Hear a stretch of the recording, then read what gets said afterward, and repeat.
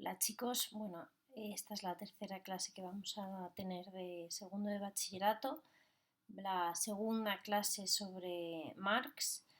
Lo primero comentaros que habréis visto justamente las noticias hoy de que la EBAU se va a retrasar indefinidamente hasta que esto acabe y termine el estado de alarma. Creo que todos estamos ya de acuerdo en que las clases no se van a retomar en 10 días, con lo cual creo que es lo mejor para vosotros que cuanto antes os pongáis ya en el escenario que yo os había planteado como escenario 2, de hacer las tareas que os he pedido, mejor porque ya vais quitándoos todo ese trabajo y vais descargándoos de temario, ¿vale? O sea que la opción es hacer una presentación de Rousseau. Tendría que ser una presentación muy parecida a lo que estoy haciendo yo aquí con vosotros, una clase grabada en la que no o que os grabe a lo mejor un familiar, una cosa así, para que no estéis pegados a un ordenador, en la que no podéis leer lo que estáis diciendo, sino que tenéis que explicarme resumidamente en unos 5 o 10 minutos todo el contenido del autor, ¿vale? De Rousseau, básicamente como si fuera un examen oral. Eh, lo único que si lo queréis acompañar de un PowerPoint, por ejemplo, que lo tuvieseis pues al lado vuestro o incluso eso sí lo podréis tener como fichas, que yo pudiera ver que no está todo copiado, sino que es un esquemita, sí que me vale para que tengáis ese soporte. O sea, a lo mejor sí un pequeño esquema, un PowerPoint, cualquier cosa que se os ocurra, pero no podéis leer el contenido, ¿vale? Porque es como si fuera un examen. Y luego las disertaciones de Kant, que yo creo que tendríais que hacer las dos.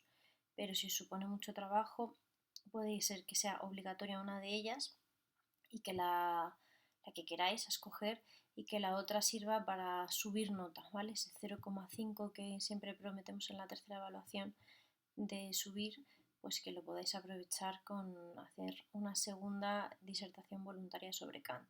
Todo el material que os estoy diciendo, todas las instrucciones concretas las tenéis colgadas en el drive de la asignatura, ¿vale? Y entramos ya con el pensamiento de Marx. Algunos de vosotros, la mayoría, el año pasado tuvo clase conmigo y vio algo de Marx. Fue uno de los autores que tratamos en el bloque de política. Sin embargo, como os ha pasado también con otros autores que vimos el año pasado, vamos a ver que el enfoque es diferente y que hay que profundizar mucho más en conceptos más técnicos y más complejos, ¿vale? Todo lo que es Marx se puede meter como problema de la política. Por eso no es uno de los autores más extensos, porque sus problemas no se dividen, aunque por otro lado eso lo convierte en un autor muy complejo para utilizarlo como problema de política en la época contemporánea, porque es muy extenso resumir el problema de la política de Marx, perdón, en una cara, es muy complicado, ¿vale? De todas maneras, yo lo he hecho y tenéis el resumen subido en el Drive. Pero bueno, es importante que os lo sepáis todo, por si acaso, comentario de texto o lo que fuese. Mi expectativa es que sí que podamos hacer, aunque sea un examen, y por tanto en ese examen nos habríamos quitado a Rousseau y a Kant, pero sí que entrarían Marx, Nietzsche y algo, poco, ¿vale? Pero algo de Ortega y Gasset. Con lo cual, eh, esto que yo os estoy contando sirve para en el escenario de que hagamos ese examen. En cuanto al problema de la política, ¿por qué Marx va a de alguna manera dejar de lado la metafísica, que ha sido el gran problema de la modernidad, y se va a centrar en la política? La obra de la EBAU que os dije se llama La ideología alemana, donde va a criticar a muchos otros autores alemanes que creen que justamente, bueno, lo iré explicando despacio, el pensamiento y las ideas configuran a la sociedad y Marx no estará a favor de eso. Y una de las frases famosas que dice Marx en esta obra de la ideología alemana es: la filosofía ha muerto, ¿no? ¿Os acordaréis algunos el año pasado del Dios ha muerto de Nietzsche? Pues aquí es: la filosofía ha muerto. ¿Qué quiere decir Marx cuando plantea que la filosofía ha muerto? No que la filosofía sea inútil, sino que hay que replanteársela. O sea, que realmente la filosofía, tal como se la ha concebido tradicionalmente, está obsoleta y hay que volver a planteársela. ¿Por qué? Porque verdaderamente el problema de la sociedad, dice Marx, no es la relación entre el sujeto y el objeto, no es cómo yo concibo la realidad y si esa realidad se adecua perfectamente a cómo yo la percibo o si hay un desfase o si mi conocimiento es limitado y probabilístico, como diría Hume, o si al final es el sujeto el que lo está manipulando en el mismo momento de percibir, como plantea Kant. Todo eso es que está tan fuera de los problemas reales de la sociedad que hace que la filosofía ya no pueda seguir estando enfocada en esta relación entre el sujeto y el objeto, en el problema del conocimiento de la realidad, sino que tenga que superar esa fase para centrarse en ser un soporte para la praxis política y en ser un medio para el cambio, ¿no? De ahí viene también una frase más famosa que esta que he dicho de la filosofía muerto, que es la que salía en la 11ª tesis sobre Feuerbach, que es otra de las obras de Marx más importantes, las tesis sobre Feuerbach. En la número 11 dice Marx, los filósofos hasta ahora no han hecho más que interpretar el mundo, cuando de lo que se trata es de transformarlo, ¿no? A propósito, que esta frase la tenéis en las escaleras de la Universidad Humboldt en Berlín, en el hall principal de la entrada de la universidad, si alguna vez vais a ver en dorado grabadas esta frase, la famosa frase de Marx de que la filosofía ya no puede interpretar, sino que ya está bien que se ponga a transformar la sociedad. Y esa va a ser la nueva perspectiva. La nueva perspectiva es una filosofía que se aleja de la metafísica para acercarse a la historia, ¿vale? Para hacer filosofía de la historia. Nuestra asignatura es historia de la filosofía, pues Marx va a hacer filosofía de la historia. Y también, al hacer eso, se está centrando en un filósofo que le antecede, no es el primero en cambiar de enfoque, y este filósofo que había dominado el pensamiento durante la primera mitad del siglo XIX fue Hegel. Hegel fue uno de los grandes filósofos más importantes del idealismo alemán. Después de Kant va a ser el fundamental, y es un autor que no estudiamos y que además es profundamente complejo. O sea, a mí me cuesta muchísimo, pero muchísimo entenderlo, con lo cual pues aquí apenas os voy a explicar algunas cosas. Lo que Hegel va a hacer es cambiar el enfoque y plantear que hay que observar la historia y el devenir de la historia a lo largo del tiempo, obviamente, y cómo ese movimiento de la historia no es la relación entre sujeto y objeto, sino entre el sujeto y el sujeto. O sea, al final la conexión, digamos, se produce no de mi relación con el objeto, sino mi relación con los otros. Y ahí es donde va a decir Hegel, insisto, que es la gran influencia de Marx, que la realidad es dialéctica, ¿no? Y que la relación con los otros es dialéctica. El concepto famoso de Hegel es lo que se llamaba la dialéctica del amo y del esclavo, y dice que al final las relaciones entre las personas son la lucha a muerte por el reconocimiento. Es una metáfora para decir que, bueno, que al final la relación con los otros es una lucha a muerte por ver cuál se impone sobre el otro, ¿no? Al final, en esta dialéctica continua que hay entre unos y otros. Y esa misma idea de dialéctica que viene de Hegel, Marx la va a utilizar para observar la historia y descubrir que efectivamente siempre se ha producido una lucha o un conflicto o una contradicción, dice él, dentro de la historia entre como dos distintos grupos, ¿no? Para que nosotros lo entendamos, podríamos decir, entre opresores y oprimidos. Siempre ha habido esa pugna de fuerzas, esa lucha de contrarios que se ha dado siempre a lo largo del tiempo en la historia entre grupos enfrentados, ¿no? A esa dialéctica, lo que era la dialéctica en Hegel del amo y el esclavo, Marx la va a llamar la lucha de clases, que ha tomado distintas formas a lo largo de la historia. No tiene nada que ver la lucha de clases del siglo XIX con la lucha de clases de la época de Platón y Aristóteles, pero siempre, dice Marx, siempre lo que ha permanecido a lo largo de la historia es la lucha de clases, ¿no? Y la lucha de clases se da dentro de lo que llama Marx los distintos modos de producción. Por ejemplo, dice Marx, hay 4 grandes modos de producción que se han dado a lo largo de la historia, ¿no?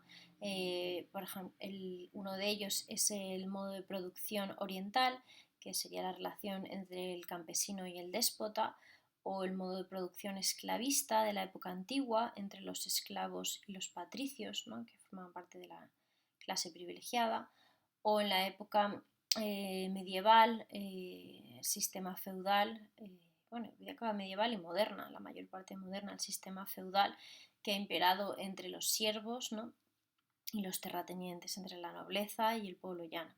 para finalmente desembocar en el modo de producción capitalista que ha simplificado la contradicción porque ya no hay diferentes estamentos, sino que solamente hay dos grandes grupos polarizados que serían, por un lado, la burguesía que controla los medios de producción y el capital, y en el otro extremo estaría el proletariado que no tiene más que su fuerza de trabajo, que se ve obligada a vender, digamos, a cambio de condiciones de explotación, ¿no? Pero lo que es una constante es que siempre la historia ha estado marcada por esta contradicción. Y tal como plantea Hegel, y que Marx va a tomar al pie de la letra, la dialéctica, la contradicción, se desenvuelve en tres fases, ¿vale? Primero, la fase que llamamos tesis, que es el momento actual de un sistema. Por ejemplo, cojamos el sistema esclavista de la época antigua, la contradicción que había entre los esclavos y los patricios privilegiados, ¿no? Esa es la tesis. Pero en un momento dado del desarrollo de esa tesis se produce lo que Hegel llamaría la antítesis, ¿vale? La contradicción. ¿En qué momento llega la contradicción, por ejemplo, en el sistema esclavista? Cuando ya la explotación de los esclavos era tal que era insostenible, ¿no? Seguro que a muchos os suena el personaje de Espartaco, ¿no? Que fue este esclavo que se rebeló contra los romanos y dio lugar a una revuelta fundamental por la liberación de los esclavos, pero también el propio cristianismo fue un movimiento que rompió muchísimo con el modo social que existía en la época del Imperio Romano y que va a dar lugar a esta idea de hermandad entre todos, porque todos somos cristianos, que no tiene nada que ver con el sistema jerárquico que había, por ejemplo, en Roma, ¿no? Y la antítesis, por supuesto, llega a un momento en el que es tan profunda, ¿no?, que colapsa. Cuando el sistema colapsa, ya de la contradicción pasamos a un nuevo sistema, un nuevo modelo, que se llama síntesis, es decir, la superación de la situación anterior para dar lugar a un nuevo sistema totalmente distinto, por ejemplo, de la época esclavista a la época feudal, en la que se crea todo este concepto de nobleza, de los estamentos, el poder del clero, el pueblo llano, los siervos de la tierra, etc., ¿no? Que ya no es lo mismo que esclavos, el pueblo no era esclavo, pero era siervo, ¿no?, del rey. Después, por ejemplo, el siguiente cambio se produjo la antítesis del modelo feudal, revienta con la Revolución Francesa, por ejemplo. Como ejemplo paradigmático, no solamente con la Revolución Francesa, pero fue el ejemplo más claro de la crisis del antiguo régimen, donde todo ya se vuelve contradictorio y ya no pueden más los que pertenecen al tercer estado, ¿no?, al pueblo llano, y se rebelan contra el sistema. Entonces, antítesis y síntesis, nuevo sistema que es la sociedad de clases. La cuestión es que siempre lo que permanece a lo largo de la historia, dice Marx, es la contradicción, es la lucha de clases. Va a ser siempre así, eternamente. Ahora entre el grupo de los capitalistas burgueses acaudalados y el grupo del proletariado que está en situaciones de pobreza y miseria, se producirá de nuevo la contradicción y la nueva síntesis. Marx está convencido de ello. Va a llegar un momento en el que va a haber una contradicción entre esas relaciones de producción que hay entre el burgués y el obrero explotado. Por supuesto, estallará. Pero Marx tiene una gran esperanza y es que él cree, al igual que creía antes Hegel, en lo que él llama un final de la historia, ¿vale? O sea, la perspectiva de Marx sería un determinismo histórico. La historia se conduce hacia un final concreto. Es teleológica en términos aristotélicos.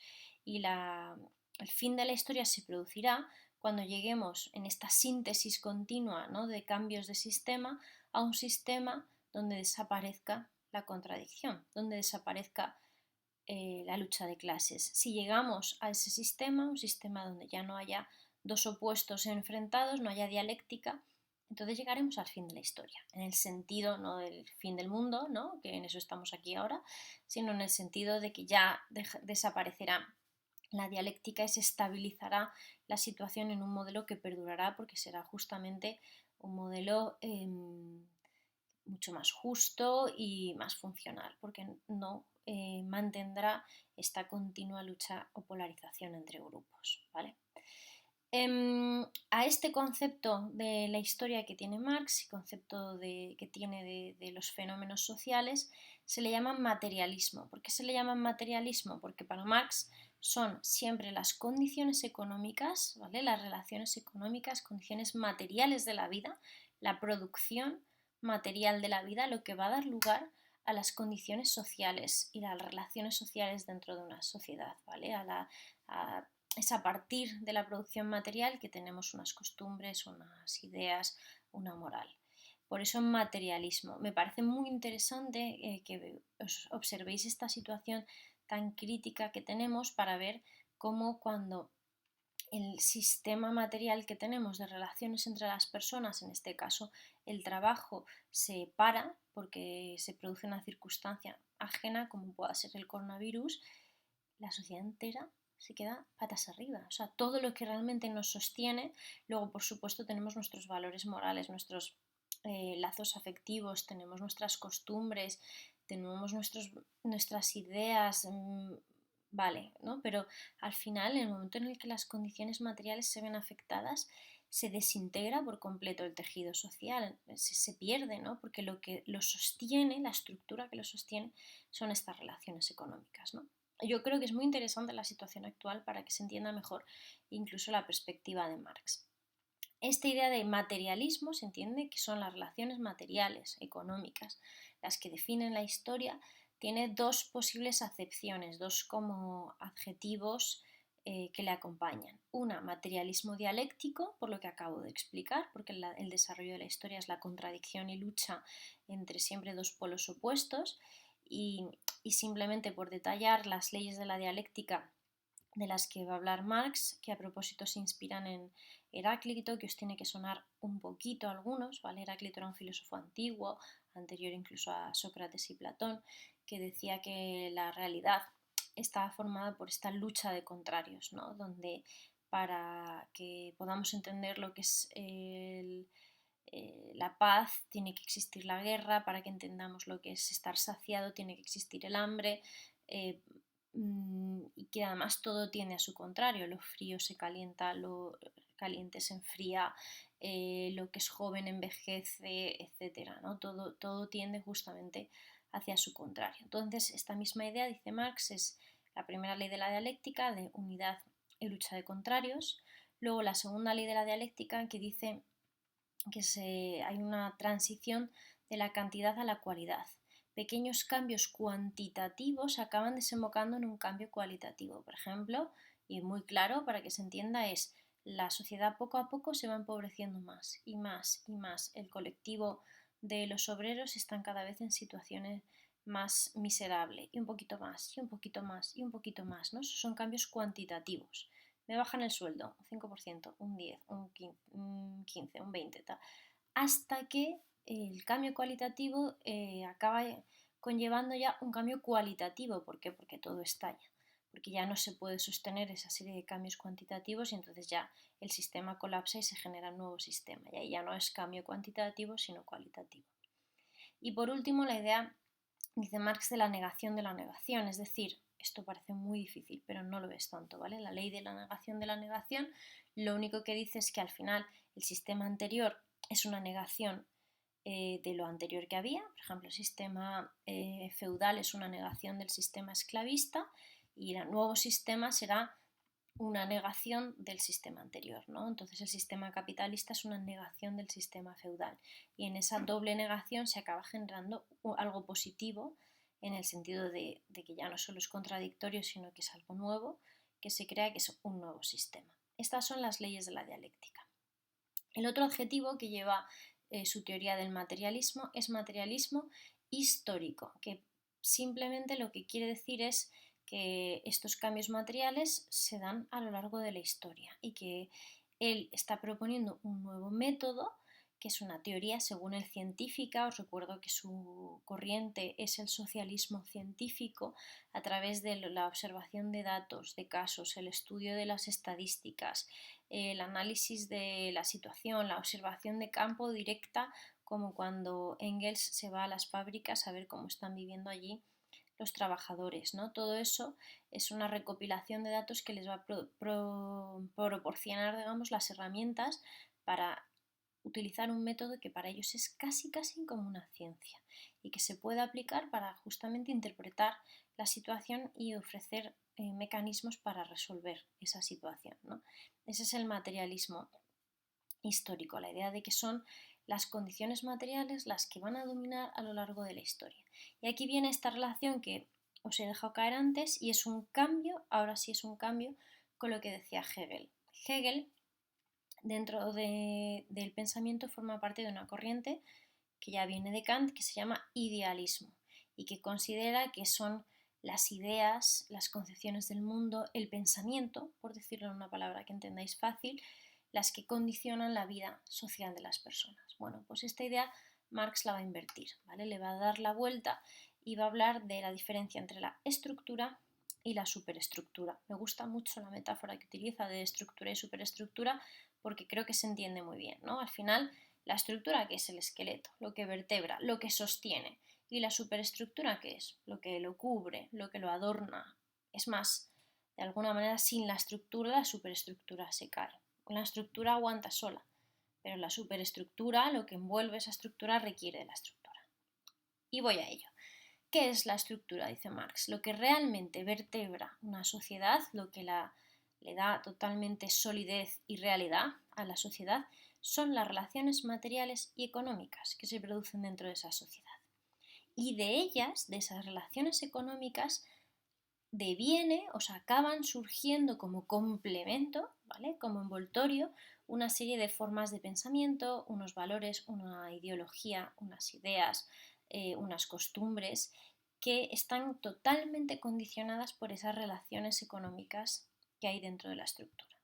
La estructura serían las relaciones económicas, la superestructura, las formas de pensamiento que hay dentro de una sociedad. Y esto es algo que le podéis comprar o no, pero lo plantea muy bien. Entonces, para que vosotros lo entendáis, os podría haber formulado si estuviéramos en clase, primero os hubiera hecho la pregunta para abrir debate y luego os hubiera explicado lo que dice Marx. ¿Qué creéis que va para vosotros primero, ¿no? Al final son nuestros valores, nuestras formas de pensar, nuestras ideas, costumbres, los que dan lugar al tipo de sociedad económica que hemos generado, relaciones económicas que hay, o sea, por ejemplo, la religión influye en la economía, o al revés, o son las relaciones económicas que se van generando a partir del contexto concreto y que se van posibilitando las que van de alguna manera a influir sobre las formas de pensamiento, ¿no? Las formas de las costumbres, los valores, las ideas. O sea, la economía acaba dando lugar a formas, por ejemplo, hasta de religión, ¿no? De estructura social, de costumbres sociales, o es a la inversa, ¿vale? Para Marx la economía es siempre lo primero, ¿vale? Por eso el materialismo de Marx, que es histórico, que es la relación material lo que da lugar a la ideología, que además es una cobertura. Dice Marx, qué casualidad que normalmente las ideas y los valores de una época sirven para proteger los intereses de la clase dominante y la clase que explota dentro de esa época, ¿vale? Voy a mirar cómo voy de tiempo, 23 minutos. No sé si seguir, voy a seguir muy poquito, ¿vale? Porque solo os voy a preparar 3 clases a la semana, así que un poquito más. Vamos a ir a ver cómo esta teoría del materialismo dialéctico y materialismo histórico la va a aplicar a la parte más importante de Marx, que es la crítica al sistema capitalista, ¿vale? Lo primero que va a hacer dentro de esa crítica es observar a la teoría que defiende dicho sistema, que es el liberalismo económico. Liberalismo económico que tiene como fundamental representante, muchos os acordaréis de él, Adam Smith, pero no solamente Adam Smith, también otro filósofo muy importante que se llamaba David Ricardo. Y así, ¿vale? Tal como suena, David Ricardo.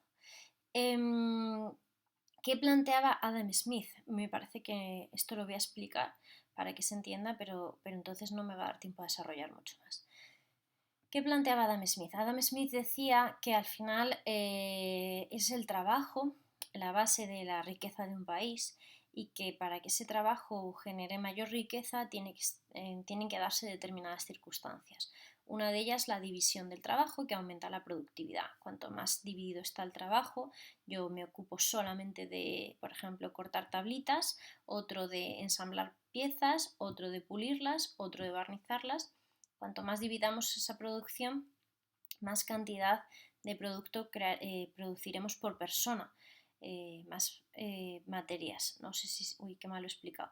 más objetos, ¿no? O sea, yo produzco una mesa. Si yo sola me tuviera que ir al bosque, cortar el árbol, trasladarlo hasta mi taller, en el taller cortar las piezas, pulirlas, ensamblarlas, barnizarlas, etcétera, yo podía producir a lo mejor una mesa cada 4 días. Sin embargo, si yo divido el trabajo entre 8, al final entre 8 estaríamos produciendo tantas mesas que sería más que una cada 4 días por persona. Aumenta la productividad.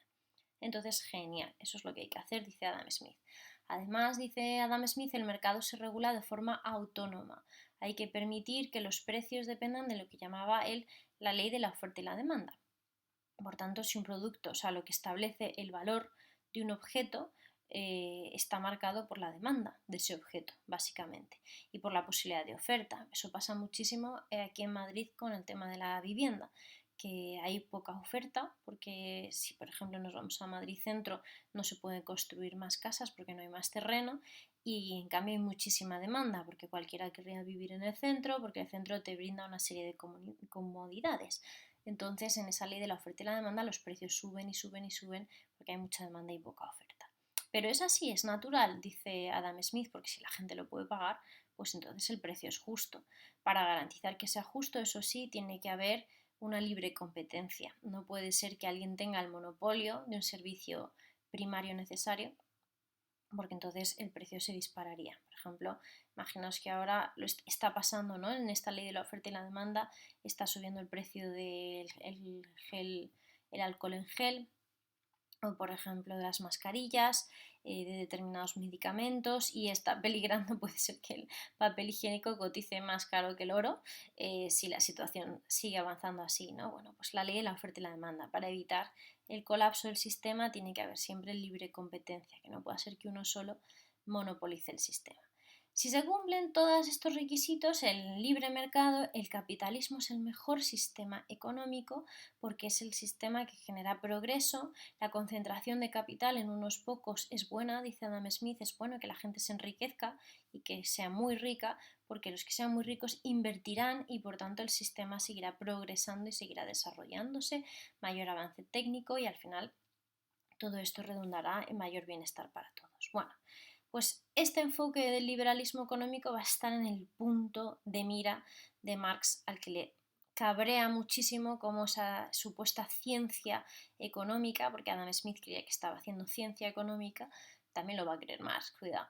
Al final, si te ponías a mirar cómo vivía la gente de facto, no tenía nada que ver con ese bienestar que había pronosticado Adam Smith y esa riqueza de las naciones como si fuera una especie de mundo feliz, sino que el capitalismo estaba dando lugar a una desigualdad profunda y a una brutal explotación por parte de los capitalistas por el hecho de controlar los medios de producción sobre los obreros que no eran realmente libres, porque si no iban a trabajar a pesar de que las condiciones fueran miserables, entonces la alternativa era morirse de hambre.